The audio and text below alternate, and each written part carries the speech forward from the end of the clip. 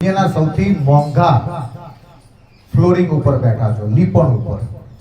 Italian હોય ને એને એક જ વખત કરાવવું પડે જીવનમાં અને પૈસા આપી દેવાના, અને વર્ષમાં 4 વખત કરાવવું પડે. પણ હવે તમે બધા તમારો મોબાઈલ ચેક કરો, શું થાય છે એમાં? નેટવર્ક નથી ને. હવે તમે બહાર જશો ને તો તમારું મોબાઈલનું નેટવર્ક આવશે. જ્યારે તમે ગાયના છાણા ઉપર બેઠા હોય ત્યારે તમારું મોબાઈલનું નેટવર્ક ઝીરો થઈ જાય, એટલે રેડિયેશન ઝીરો થઈ જાય. એટલે જે નેગેટિવ ફ્રીક્વન્સી છે જે આપણા શરીરને ડેમેજ કરે છે એ ગાયના છાણમાં એબ્સોર્બ થઈ જાય. એટલે ગાયને કહેવાય ગાવો વિશ્વસ્ય માતરઃ. જો અંબાજી સેના ઉપર બેઠા છે, સિંહ ઉપર, તો સિંહના છાણાની વાત કરી છે ના, ગાયના છાણાની વાત કરી છે. કેમ? કારણ કે ગાયના છાણામાં આટલી બધી તાકાત છે.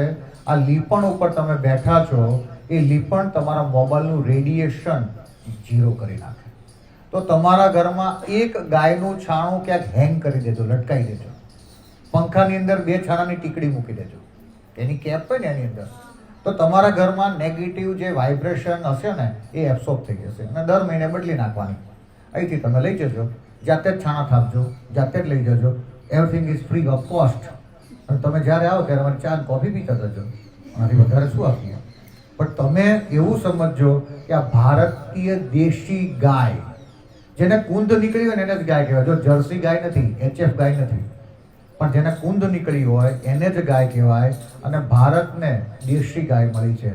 અને આપણે જે એરિયામાં છે ત્યાં કાંકરેજ ગાય છે, ગીર ગાય છે, જેની અંદર સૌથી વધારે પોઝિટિવ એનર્જી છે. એટલે આ કાઢી નાખવાની વસ્તુ નથી.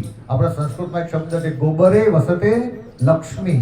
ગોબરમાં લક્ષ્મીનો વાસ છે. કેમ? કારણ કે આના ઉપર બેસો ને તો તમને શાંતિ અર્પણ થાય, બધા વિચાર શૂન્ય થઈ જાય. તમે એક માર્ક કર્યું, અહીંયા તમે જેવા આવ્યા છો ને તો તમને શાંતિ પ્રાપ્ત થશે. આજે તમે અહીંયા છો અને આચાર્ય, વિદ્વાન આચાર્ય આપણને મળ્યા છે. આચાર્ય વિનંતી કરીશ, એવા તમે નાદ કરાવો કે એમનું જીવન સાર્થક થઈ જાય, અને કોઈ ખોટી વ્યક્તિને હિપ્નોટાઇઝ ન કરી જાય, કોઈ ખોટી વ્યક્તિને વશીકરણ ન કરી જાય, અને મા બાપની મર્યાદાઓનું પાલન કરે, એની અનુમતિ વગર કોઈ વિવાહ સંસ્કાર પણ ન થાય. અને વિવાહ સંસ્કાર થાય તો ગાયના છાણા, ગાયના ઘીથી અગ્નિ પ્રજ્વલિત થાય, સરસ 4 ફેરા ફરો અને વિવાહ સંસ્કારને પ્રાપ્ત કરો. હું આચાર્યને કહીશ કે એવા મંત્ર દ્વારા તમને આશીર્વાદ અર્પણ કરે.